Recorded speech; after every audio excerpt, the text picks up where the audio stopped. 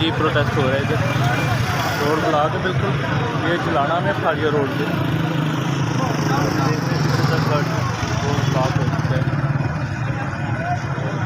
Complete. इन्होंने road बंद कर दी है। ये बिजली का जो बिलों में इजाफा हुआ है उसकी वजह से बेरोज़गारी का इजाफा, फिर उसके बाद बिजली की बंदिश है, इजाफी बिल भी हैं और बिजली की बंदिश भी है।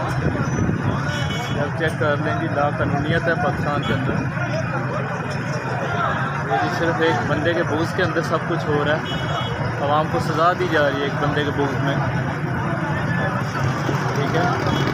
कैदी नंबर 804 के बुजुर्ग में हो रही है ये, तो आप देख रहे हैं कम्प्लीटली तौर पर आवाम निकल आई है।